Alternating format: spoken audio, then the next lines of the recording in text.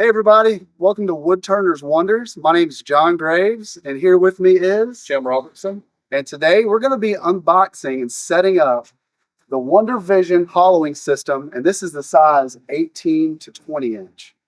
Get started with the unboxing. Okay, so let's go ahead and start unboxing these items. And your system will come partially pre-assembled. So some of the items that we're going to go over in these three boxes will already be taken care of for you.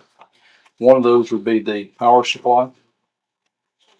And the power supply has a plug for a 110 volt receptacle. And on the other end, it has a Y connector.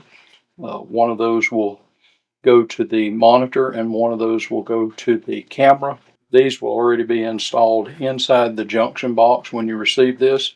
I'm going to show you what is inside that junction box.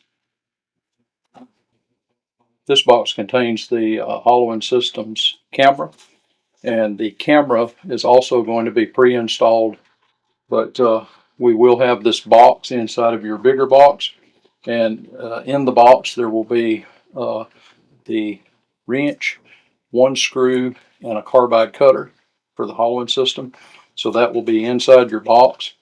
There will also be a spare connector in case you ever break yours. We do have the replacement there for it. And that will be inside the box. This one has the camera in the box. I'll at least show you the camera and go over some of the details, but this will already be pre-installed on your system. And these connections will be made inside the junction box, as I said earlier. But I want to show you some of the details on the camera so that you understand how this works. This bracket has been removed on yours that's in the box, and these connections are already made. But I did want to show you that you have a couple of screws right here. If we can get that where we can see it. So there's a screw here and a screw here, and if you loosen those actually zoom in and out to change the focus of the camera. And again, this will already be attached to the camera arm, and the connections will already be made inside of the junction box. So what we're talking about there is you will have this piece that we call the kite, and we have the adjustable arm that goes in and out like so. And already attached on your system will be the camera, and it will have a zip tie here holding the wire on. This one we don't zip tie, so that whenever we move the arm in and out, we have to reposition the cable like so. And I like to use these Velcro that you can get at most of the craft stores, and I position mine like this just to hold the cable under there. So anyway, again, this will already be pre-installed, and these will already be installed on your system. So that's the camera. The next item that I want to go over is the monitor, and the monitor comes inside this protective sleeve. So you take that out, and it comes with this outer cover installed. We do not use that on the system. So there's a couple of little buttons right here on the sides, and I just turn it upside down on the box and push those buttons and let the monitor drop out of that protective cover, and then that is your display, and this is the connector. And we'll talk about this later, but this is the slot on the back where we mount that to the bracket. All of this is plastic. There are handles on the bracket to move the display around.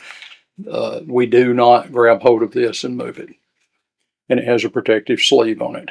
Inside the box, the only other thing that we're going to use is going to be the cabling. There is a few items here for mounting this display. We do not use those. We don't need them for our system.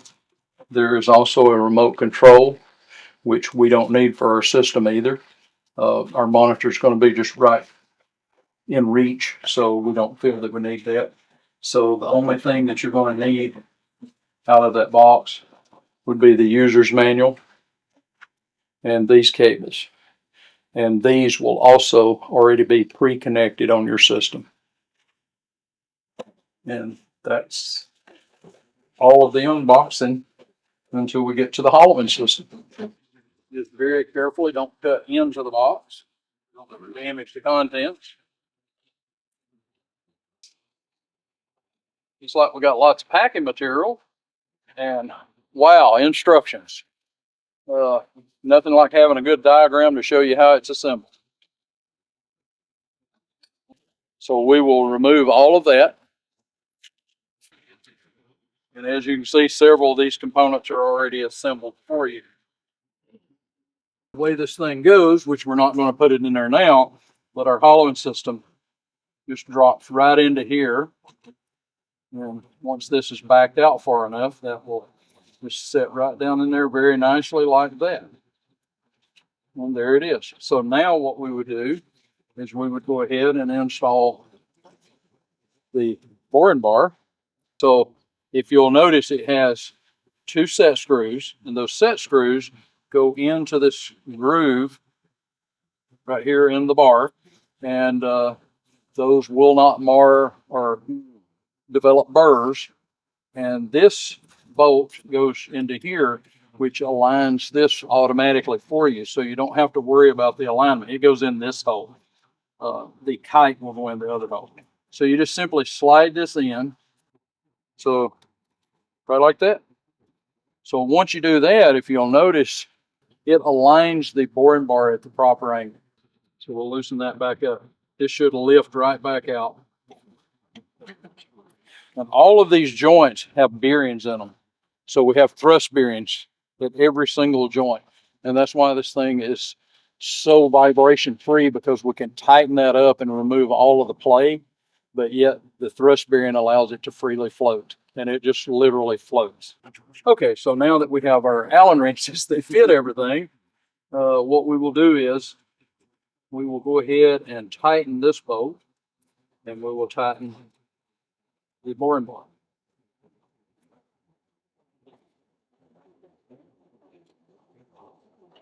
So you'll also notice they have a little bit of thread locking material on them. Just tighten those down. And then we will tighten this one up.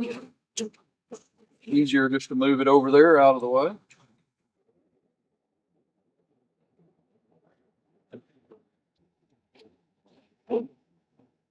So you hold the screw and tighten the nuts. Just snug. It's a nylock nut, so it just needs to be snugged down. Okay, so that completes that assembly. And at this point, we can go ahead and install the cutter if you choose. And the system comes with one cutter holder, wrench, and a screw, and two cutters. So you have a cutter and a replacement cutter. And these things are very tiny, so be careful with them. Try not to drop them. The cutter has a recess for the screw right there. So just be very careful whenever you put them in. And that wrench will fit right in there. Only use the wrench that comes with it. We get these from the manufacturer. The wrench comes with the screw. So wow, that's the assembled cutter. Once you have that in this holder, I'll go ahead and take the holder out just so that I can show everybody. You have an area here that is for a square cutter, and on the other side you have for a round cutter. So the system as shipped comes with the one that fits on the side with the square. Okay. You can go ahead and assemble the kite, partially assemble it by putting this in here, turning the flat side toward the locking screws like this. And when you tighten that down, it should come down and it will self-align this, as you see here. So as you start tightening that, see now it's kind of locked into position. We will leave that so that it can slide up and down within the system.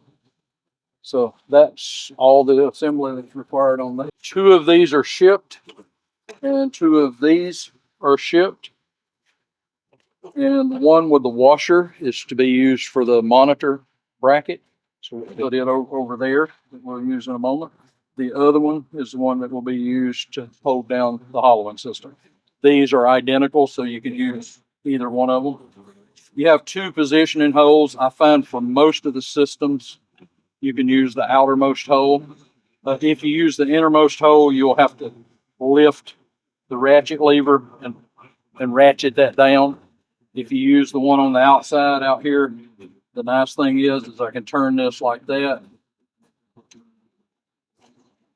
I can just spin it down, and when it's on the lathe, you can see I can go all the way around with it, which I like that position better. So that is now fully assembled. The other thing that we can go ahead and assemble on the kite is we have this bracket, which is for the monitor. We have this portion of the camera bracket. It has 2 screws, one right here and here. Maybe you can see those on the video. We will remove those 2 screws, carefully place them on the table where you don't lose them. This comes in 2 pieces so that it can be shipped. So it slides in just like this, goes together, and then you reinstall those 2 screws. And the reason it comes in 2 pieces is because of shipping. It allows us to put it in a smaller box. The other reason is if you used a really short system, you may not need that long of a camera bracket. So if you didn't need that long of a camera bracket, you could leave it 1 piece off and just use this piece. I have found that in every case that I've used it so far, that's the way I would have it assembled, complete. And now that will slide inside the kite. We'll leave it out for right now, but I at least wanted to show you how it goes together in case I miss it later. You would have the camera facing down, and this would just slide in there and very easily goes together. Just like that. Just like that. So that's it. So we're just going to run this thing through about that far, just snug it down to hold it, just to where everybody can see it. Okay, so what we're going to do is we're going to go ahead and get the lathe set up. And today we're using a Rikon 70-1420 VSR. So that's the Rikon 14-inch swing with a 20-inch between center. We're not going to need the tailstock, so we're going to go ahead and remove the tailstock now.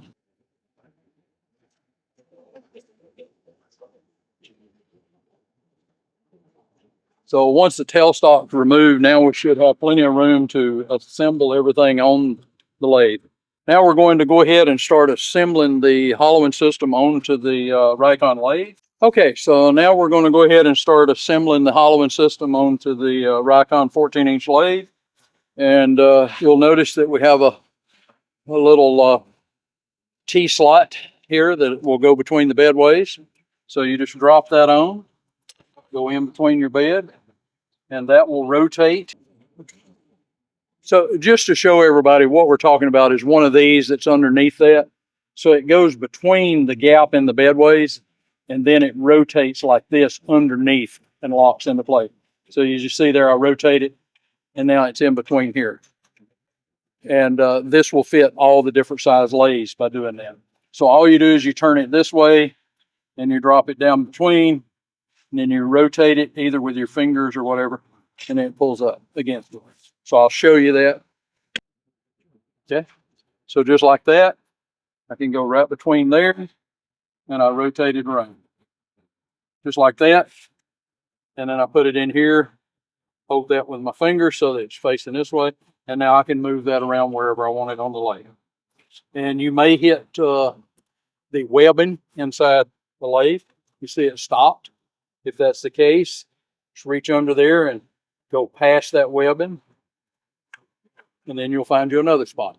So there's webs that go across through it. So for what we're going to be doing today, I find that I like for this to be all the way to the back of the lathe, pretty much about right there, kind of hanging off the end. And this thing is made so solid that that's not going to be an issue at all. This is just like 3/8 of an inch thick steel. And I'm going to put it right there and lock that down. So we are all set. Take our hollowing system that we pre-assembled earlier, and you'll see this pin will drop down into here.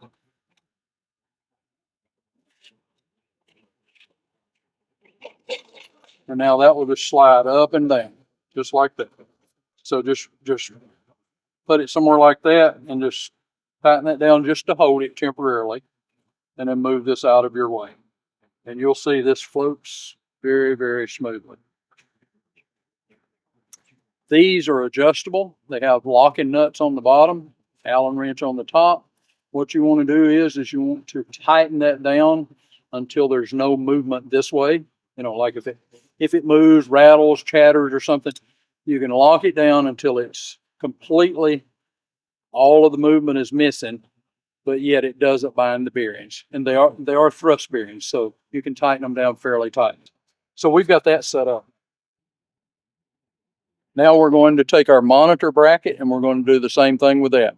We'll need to move the banjo out of the way. So we'll move it to this side.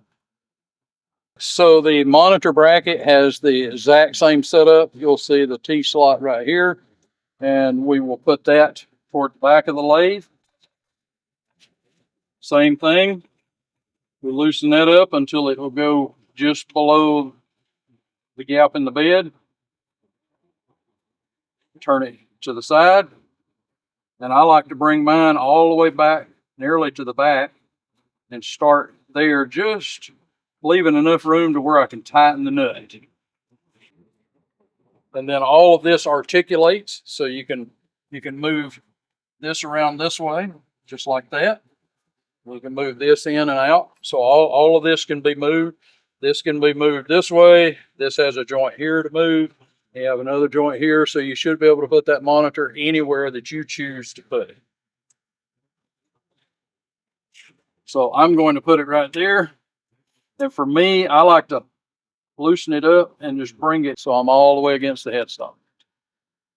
Tighten that down. And now we're ready to assemble the monitor bracket. This comes pre-assembled. The only thing that we have to do is remove this screw in the bottom and put it in here and put the screw back on. I do find that it's easier to go ahead and mount the monitor now before I put it on there, so we're going to go ahead and do that. So you'll see here that we have a slotted screw sticking out there, a little bolt. And there's a place in the monitor that has the same slot.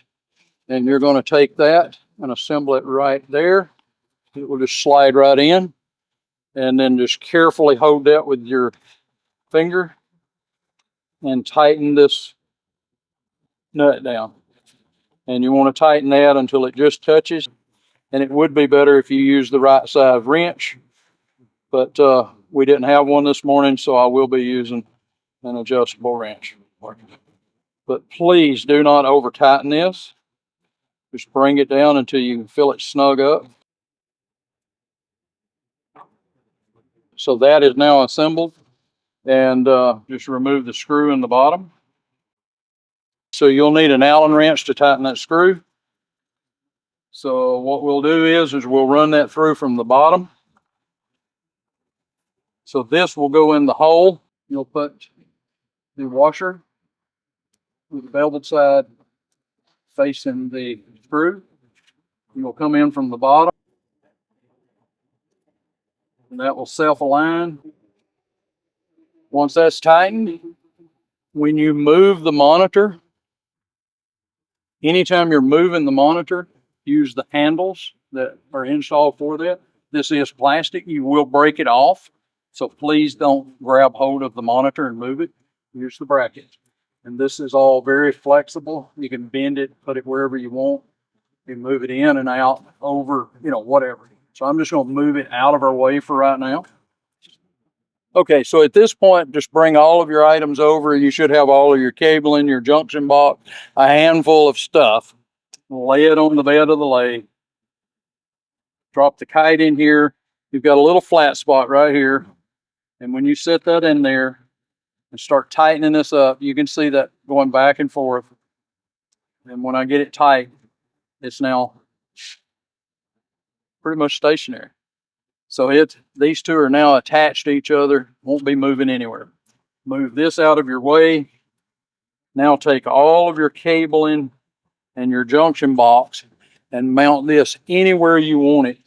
I have found that it works very well to take that junction box and actually put it right here on the camera, just like that. I think that's one of the handiest places for it. And then I can very conveniently reach everything and make all of my connections. And I find that it's much better and cleaner to wire tie everything, put it in a nice, neat bundle, and leave it together. And then all you have to do is plug the thing up. So the only thing I need to do here is plug up the monitor. You rotate that around, it'll have a flat side on it, and you'll see it just drop in and then just plug right up. So that's it on that connection.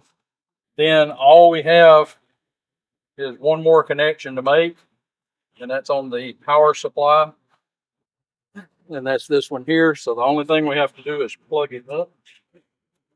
And if we are successful with that, we should be able to, at some point, turn on the monitor and see an image.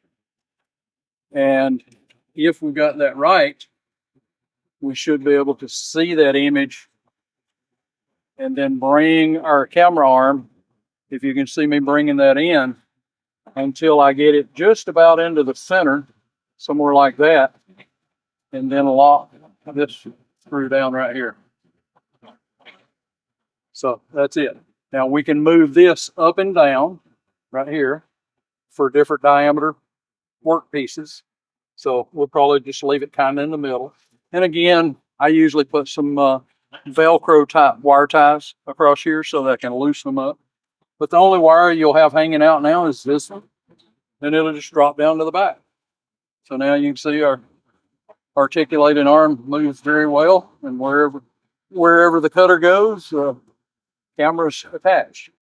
Okay, so what we're going to be doing is we're going to be using a SK100 Axminster Evolution chuck. So I'm going to go ahead and install the chuck. That's what we're going to use for hollowing today. We're just going to run that down. And one of the nice things about the Axminster chucks with a standard set of jaws is they have this number 2 Morse taper adapter that goes in. So I can plug that right there, snug that down. And now I can use a step center. I'm only going to use this step center for aligning the cutter, setting the height. We're going to bring this over and we're going to adjust this cutter up and down till I get to the center of it. And I want it just right about on center or just slightly below. I'm going to use the tool rest to put it dead on center. So we'll bring our tool rest over here now. If you'll notice, I'm just a very slight below center. And then I'm just going to bring the tool rest up so that the boring bar rests on the tool rest. And I'm going to snug that down. And I think now if you look at it, we're just about on center. The reason I did that is you have a slight sag in the bar just because we're several feet out here. And what I don't want is I don't want this thing bouncing up and down. So I like a little bit of pressure on the tip.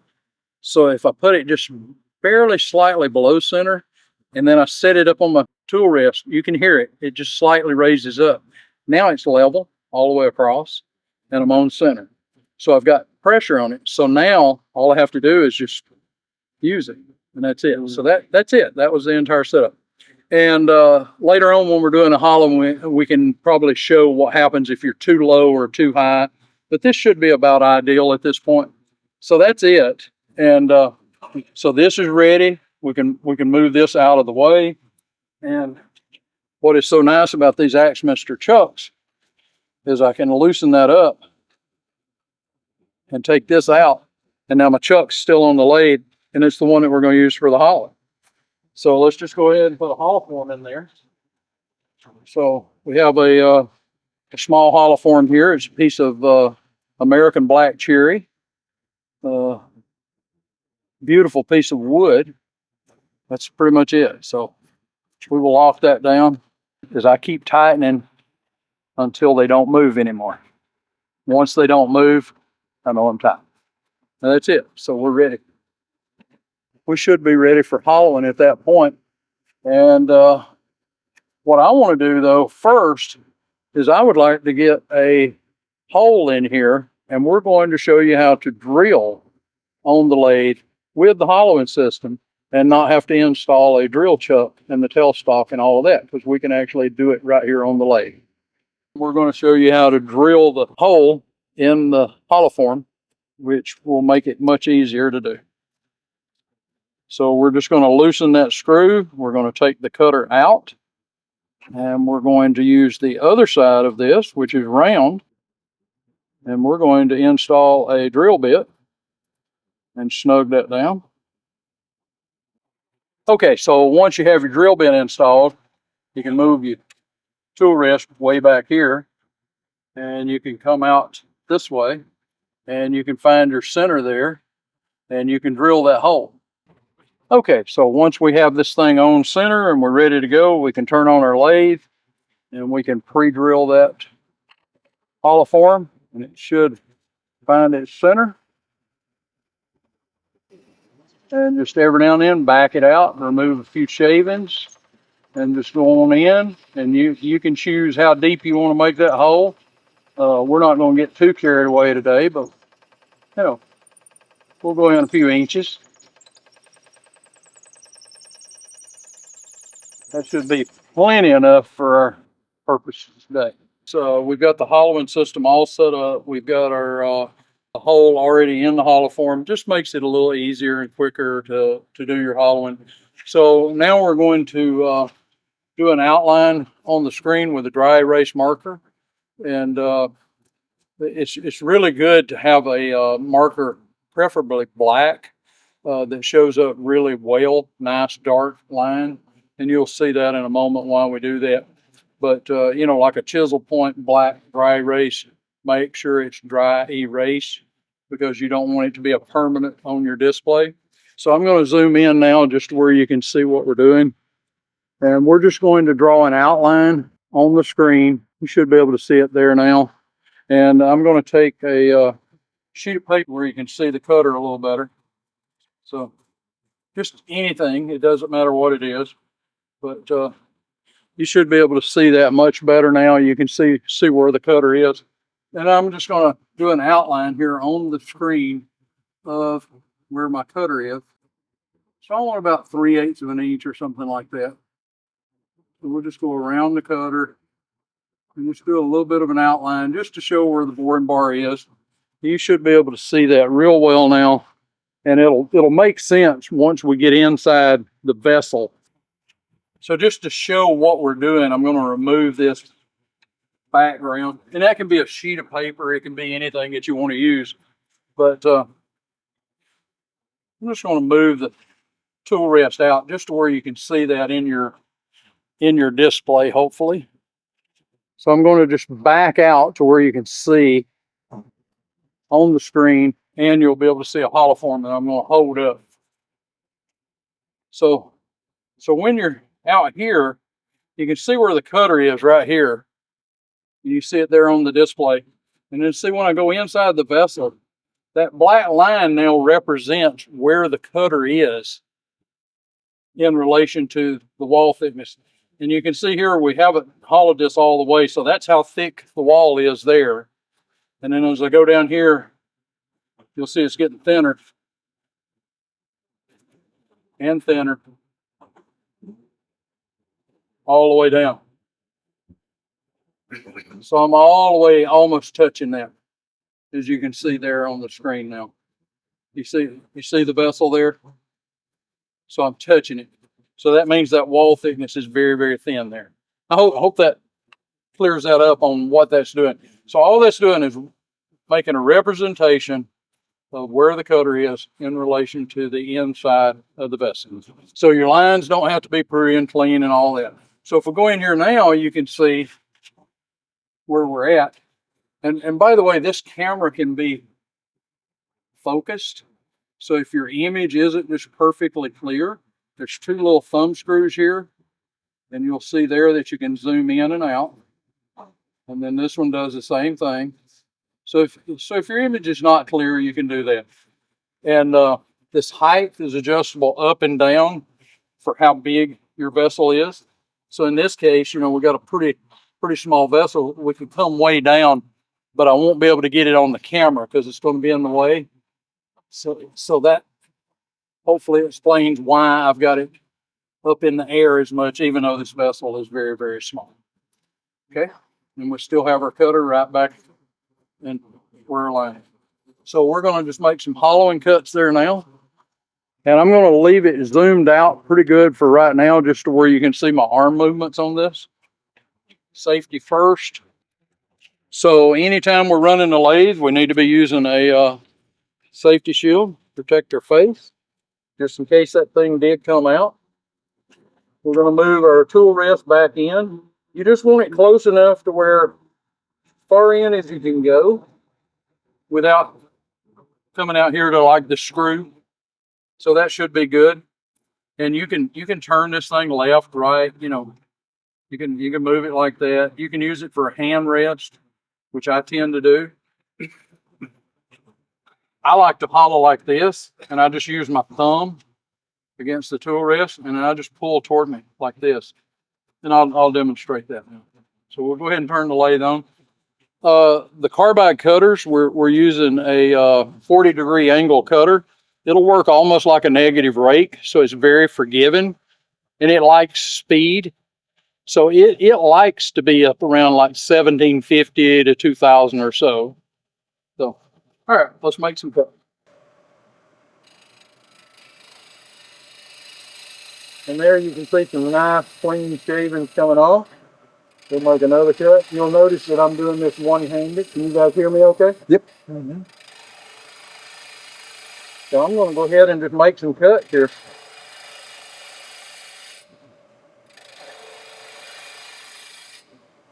You'll also notice we're not even using a steady rest, and we're not getting chatted. It's a very smooth system. If you feel more comfortable, you can bring your hands in like this, and you can push out here like that. But you definitely go from the inside out. Okay? So now if you look up here on the screen, you can see how thick my wall thickness is. So you'll see my line come in contact with the outer edge right here. That's what we want. And then we'll make another cut. And I'm making a very aggressive cut there.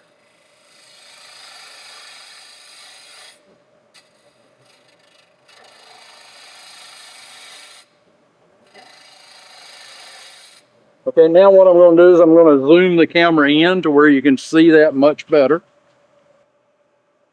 I'm trying to keep my hand out of the way to where you can see what I'm doing.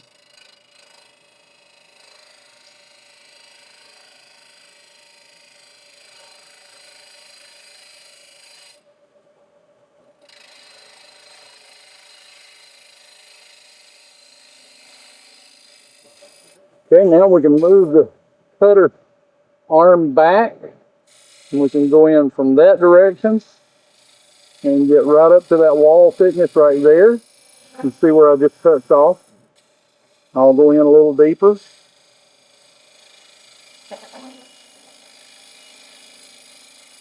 And this is very dry black cherry. It's a hard wood, very hard. I cut this piece in Atlanta in 2017. So it's air dried for several years in my basement. But anyway, I think you get the idea there.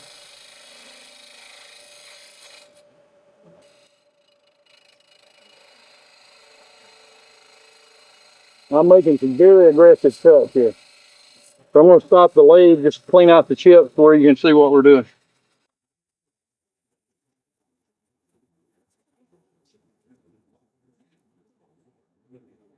So this is the kind of shavings that we're getting. So nice and clean. Okay, we're having a little bit of difficulty seeing inside the vessel. So we're going to use the Woodturners Wonders Eclipse lamp, which is really nice because it attaches to the tool rest. It's a very bright little lamp. And now we can see right inside that vessel. So if you're going to be doing hollowing, I suggest that you get one of those. And you can maneuver that thing around to either side to where you can see. Might even be washing out my camera just a little here. Okay, so now you should be able to see that cut. So let's make some shavings.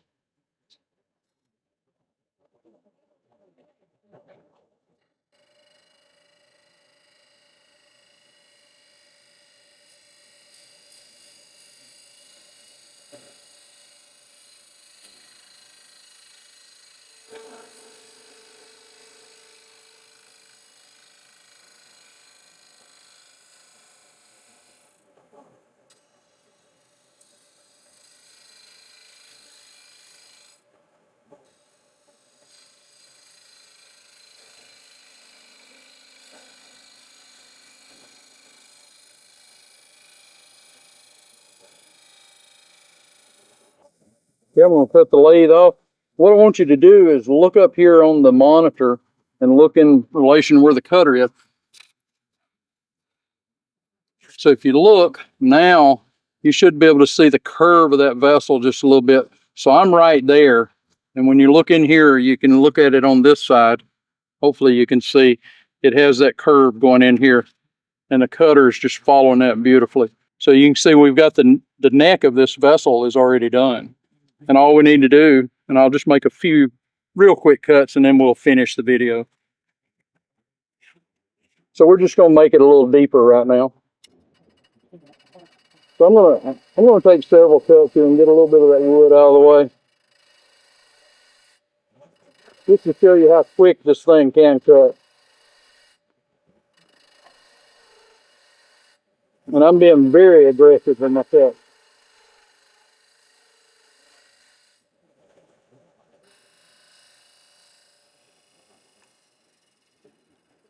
Look at the depth that we're already in there. So we're already that deep in just a very short amount of time. It's good to stop, clean out your shavings every now and then. And I'm going to make just a few more cuts just to round that out for you. And we'll stop. And then we'll probably set up low and high to show you bad cutter positions.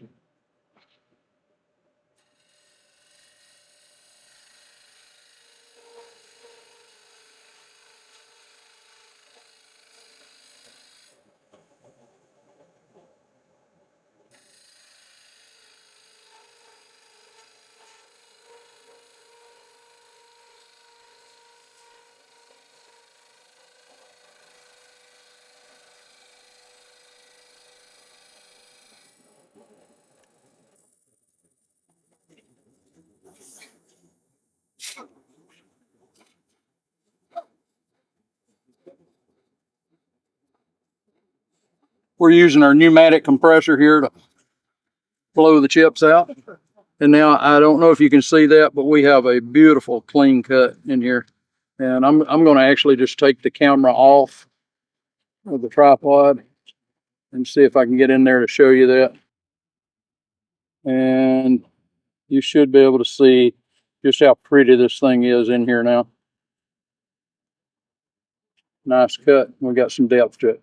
Now, if you look in relation to the cutter back up here on the screen, you can see how deep we're actually all the way over to here now. So that would be over to there. So there is what we're trying to achieve. And there's where we are. So we got about 3/8 of an inch left. Okay, so one of the common questions that we get is, what if I want a thicker wall, thinner wall, or whatever? The only purpose of this drawing the line around is to set how thick I want to leave the wall thickness. So if I drew right here on the screen, and I just drew my cutter, right now, that's the cutter. If I don't draw outside of that, and I cut that black mark, go all the way down to here, I will cut all the way through my vessel. So all I'm doing with this marker, I'm drawing a line and I'm saying I want to leave this much wall thickness around that cutter. That's the only purpose of this. Okay. So now you can see where my cutter is with the one mark. Typically I would use a red dry erase for that. And I would mark the cutter as the red. So now when I go in here, now you can see where the cutter is, and you can see how much wall thickness I've left. So one of the questions always comes up is, what if I want a thinner vessel? Because this is dried wood. If this is green wood, that'd probably be a good place to leave it where I've got it right now. This is dry wood. I actually want to be done with it. So I'm going to come in, make a very tight line, and you can use a finer tip too. That's what I was thinking. All right, there we go. So now that's probably where I want to leave my wall thickness, because it's a dry vessel and we want to be done with it. So if you look, we've still got a good ways to go there. Let's just go ahead and rotate the cutter and we'll finish up part of the neck on this thing. So we're going to loosen this and we're going to rotate the cutter around to like this so that we can get the neck of this vessel done. We need to take our background and put back and redraw our cutter in the new position. That's why we use the dry erase, because it's very quick. We'll redraw our cutter. So right there is our cutter. And then I want a very tight line on this. And the outline here is really just to show me where the bar is. The only time I need to know where the bar is once I go inside the vessel. I need to know if the bar is hitting the neck. So I can look here and see, well, yeah, I'm against it over here. Now I've got a long way there. So it just kind of shows you in relationship of the cutter to the camera. Okay, so now let's see what we're doing. So now, as you can see, we're up here into the neck and we can get all the way in here. And you probably best just to watch the monitor, because you're probably not going to see here. I'm going to go in here and I'm going to make some cuts. And I'm going to thin that wall on down.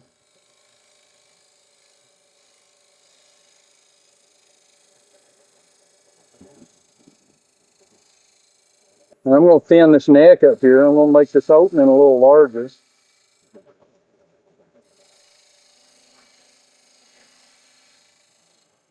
Now we're getting there.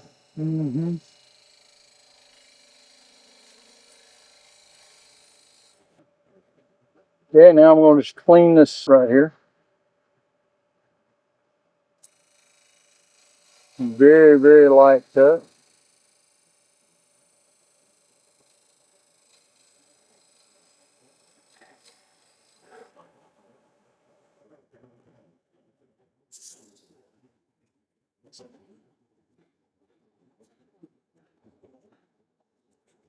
And now you should be able to feel that and you have a much, much thinner wall. That answer everybody's questions on that? Absolutely. Okay. And then all we need to do is just keep going deeper.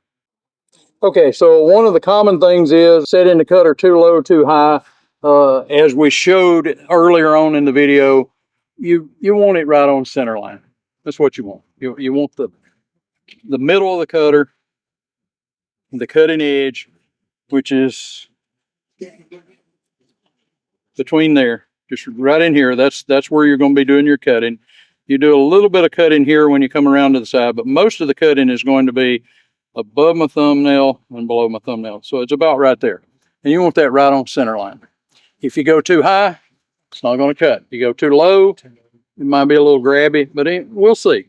So right now it's high, and I would say we're a good 1/8 of an inch or better high. Okay, so let's try to make a cut. We'll see what we get.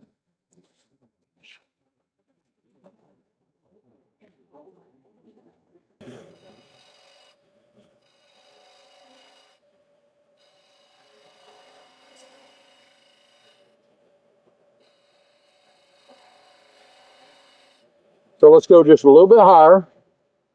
So it's kind of forgiving there, isn't it? That's what I was going to say. Not too much difference. Where it would be different is if we didn't have that center hole already drilled, Yes. we wouldn't cut anything. It would just rub, whether it was high or low. Mm-hmm. That's where the difference is. Don't have a cutting edge. But see, now we're above the hole, and I'm trying to pull.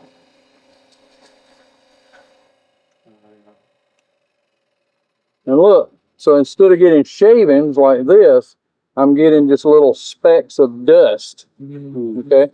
And the same thing is going to happen if I'm too low. So now let's go low with the cutter. So now we're down here. You see, now I'm rubbing on the bottom. I can't even get a cut. I can come out here and get a cut. But look at my dust. Mm-hmm. I don't know if you guys can see that, but it's literally dust. Mm-hmm. So where you want to be is back up here on center. So let's raise this guy back up. Somewhere about right there. Mm-hmm. Something like that. And let's see what we get. So when you drilled your hole, you could basically sort of get where it's centered anyway. Yeah. Mm-hmm.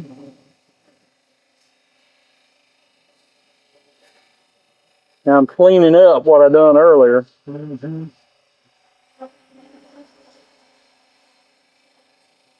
Now this is punky pecan anyway.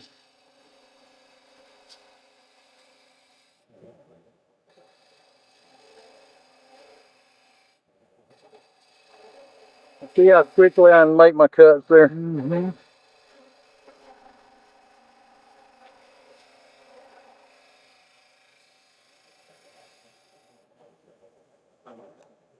And even on that punky stuff, you can still see that we're getting shavings. They're small shavings. And let's take that out. So there was our cut. Mm-hmm.